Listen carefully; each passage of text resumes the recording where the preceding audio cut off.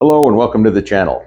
Today I want to talk to you about living your best life now and why for me at age 63 it became so important. I want to tell you some true stories that happened that kind of got my mind thinking this way. And I want to be able to hopefully impart some pearls of wisdom to you so that way you can make some decisions that might enhance your future and your life right now. So let's get in the zone. All right, here we go. I got to tell you, I must have started this video and stopped it and redone it, I don't know, 4 or 5 times already. It's kind of ridiculous. But, I have so many things that I want to say, and I just start rambling, and it's like, blah, blah, blah, blah, blah, blah, and then I'm like, does that even make sense? And so I'm going to try to make this one make sense. I'm just going to go through this, and this is, this is just going to be uncut. So, live your best life now. And, you might have heard that before, and it's like, oh, yeah, live your best life. But no, really. And let me tell you a story. Several years ago, back when the Wuhan flu was really prevalent and keeping people at home, our community is a pretty close-knit community. And so we started having happy hour with neighbors in their homes. And a lot of the people that live here are a little bit older than us. I'm 63, and they're, say 10 years older than us.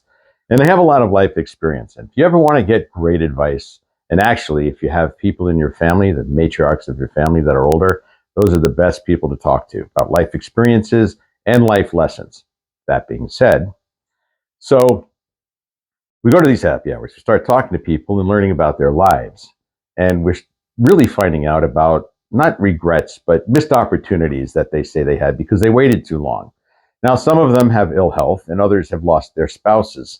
And they talk about the things that they had planned that they would have done had their spouse still been here or their health had still been here.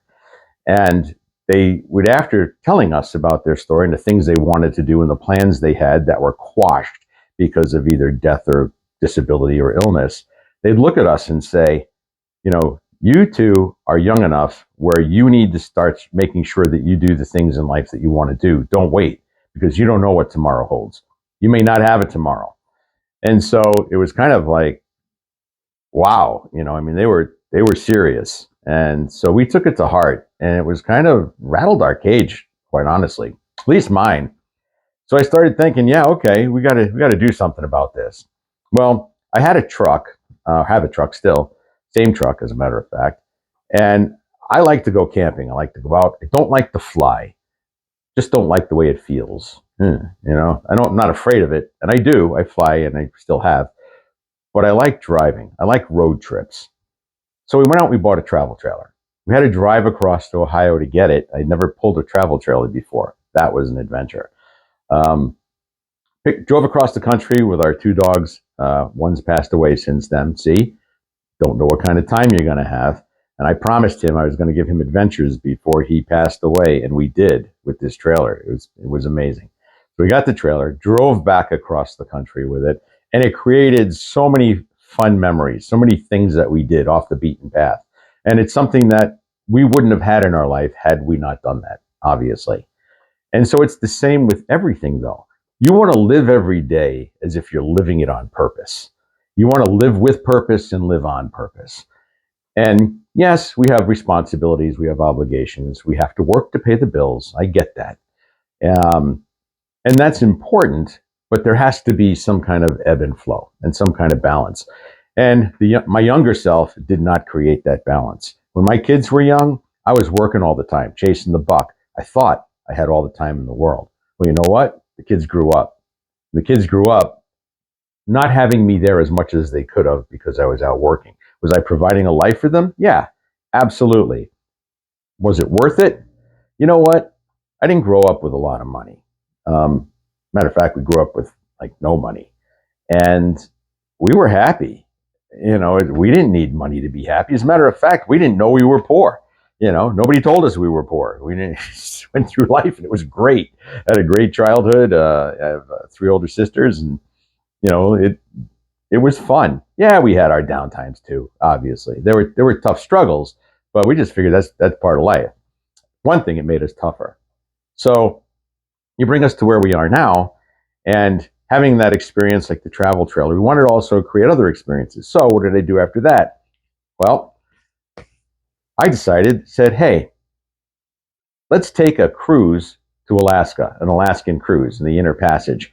And my wife looked at me like, who are you and what have you done to my husband? She had already done a cruise to Alaska once before, but it was on my bucket list and she wanted to go back again. I knew this, but she thought in a million years I'd never ever suggest to go. Well, we have a friend who is in the travel business, and he puts together itineraries and trips like this. So this Alaska cruise came up, and I said, let's just do it, just like that. And that decision was largely because of the mindset I had because of what my neighbors had been telling me about do things now, don't let opportunity pass you by. And one of the real main reasons why I just said it, like, let's just do this now, is because I was thinking, and it was a brief thought, it was, what if we don't have this opportunity again? The opportunity is here now. If I pass this opportunity up, it may not come back again. And I just said, the heck with it. We're just going. So obviously it wasn't like the next week or something like that. So we had time to plan for it and pay for it, which is exactly what you should do. Start planning, map it out, put down on paper what it is you want to do, how much it's going to cost, add a little extra for a little fudge factor, okay? Write down the details that are associated with that, and then reverse engineer it, work it backwards. You need to make this much money for that trip by that date, all right? How much is that over a period of time? Let's just say it's a year. Say next year you want to plan something big, right? If you know it's going to be, $12,000, it's $1,000 a month extra you gotta make. Well, $1,000 a month sounds like we don't have an extra $1,000 a month.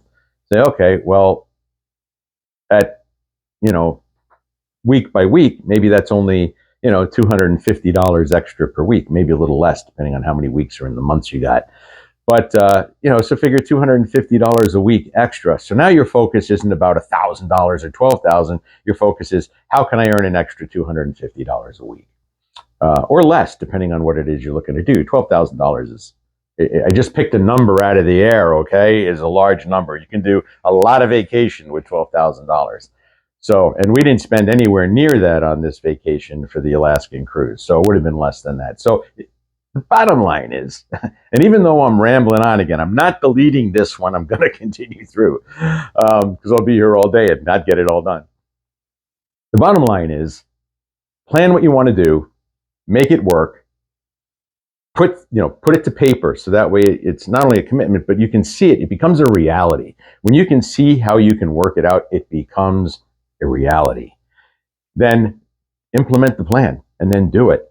And in between, like I said, I like to go camping, I like to go fishing, I like to do things. You go away. It doesn't have to be for a week or 10 days or 2 weeks at a time. You could take a 2-day vacation, well, staycation, wherever you are, and turn it into something magnificent. What about museums and things that you haven't seen? Getting out on, the lake or, whatever the case may be. There are different things that you can do that you haven't done that you probably want to do. And you just put it off because, quite honestly, there are things that are so easy to do that they're so easy not to do. Like, for instance, just going to the local lake and go fishing. Well, yeah, I can go anytime. Well, you can, but if you don't, it just never happens. It's those kind of things and that kind of thinking that destroy the things that you want to do. So please live with intent, okay? And with the neighbors that we have, they still tell us, what are you doing next? And, please, keep us informed of what you're going to be doing next. And now they somewhat live vicariously through us and us through them, because a lot of them are actually still going out and doing stuff too. So we'll talk to them about, hey, what did you do? And what, where are you going? And, they've got grandkids and great grandkids. And, when you get into that realm, as we are, our grandkids are teenagers, the oldest, and newborn to the youngest. But when you get to that, then you start having weddings and things like that mixed in with people passing away and people and family that you want to see before that happens. It's a lot, it's just a lot. And the key is you want to make sure that you live your life like in Idaho, their motto, okay? And I love their motto. Matter of fact, if there's another state I'm going to think about moving to or looking at, it would be Idaho, just for this. The motto is God, family, and country. How do you get any better than that? I mean, you follow those 3, rules of priority and you ought to be okay. So we got the trailer, travel, family. What about our future? Well, our future is travel. The next thing we're doing is next week we're actually going to Utah on a retreat from an author. I'll make a video on that, so I'm not going to tell you who it is, but he's having a retreat at his ranch in Utah. And again, my wife was like, hey, I got this email. We got this opportunity. And I was like, no. I was like, wait a minute. Maybe we should look at that. Then all of a sudden it's like, okay, let's do it. Pull the trigger, boom, we're going. And then a couple of months later, then after that, we're going to Carlsbad to visit a friend out in California. So and there's, family ties and things like that. So not necessarily an obligation, but it's an obligation of the heart because we don't want anything to happen to either of us before we have a chance to see each other. So then beyond that, we are actually looking at being able to plan a trip to Italy. And so that's on the bucket list for next year after that. And then every week, I have 3 older sisters, and we do a family Zoom meeting every month, the last Monday of every month. We do that because we're all in different states, and we all want to keep in touch. And so I came up with this idea of, look, they've come to Arizona. I have a sister in Texas and 2 in New York State. We talked about, hey, let's meet somewhere neutral. Instead of everybody coming to Arizona, which I prefer, or everybody going to Texas, which would be okay, or 2 of us going to New York, which could happen. It's like, why not all of us have an experience by going somewhere neutral that none of us have been to, and just plan that for next year. So we're kind of toying around with the idea of the where and the when for that now. So, but those are the kind of things that you keep going for, just creating these memories and spending time with the people you love and letting the people that you love spend time with you. You've got to be available. Time is what it's about. Because if we're at our end of life, there's nothing that we wouldn't do in those moments to say, man, I'd give up everything I have right now to be able to spend another week, another day, another few moments, with the people I love. We're not taking it with us. So it's just something you should consider. So live the best life you can live. And I'm going to follow this up with a couple of videos on some of the things that we've done to live our best life, and show you that living in a trailer, traveling with a trailer and living in the trailer while you're out can be a lot of fun, and that might be an option for you too. If not, take a tent. And take a tent, go tent camping, and that's even less expensive. And if you do go tent camping, my advice to you is get a cot. I'll tell you what, hated sleeping on the ground. And it was like, we're not doing this anymore because I just wake up feeling miserable. I got a cot, and sleeping in a tent was not the issue. It was sleeping on the ground only. So when you put the cot into the mix and you're on the cot with the sleeping pad on top of that, whole game changer, slept like a baby. And you might want to consider doing that too if that's been your problem. Anyway, thanks for listening to me ramble. We'll get this thing uploaded and out, out on YouTube. And I would love to hear from you about what some of your bucket list items are, because I'm always looking for ideas. We'll talk to you soon. Until then, get into the zone.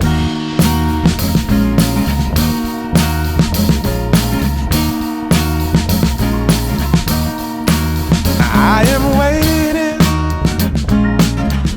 for a bus at the end of the night,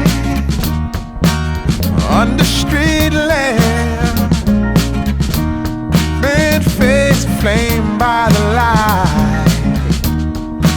I'm going away,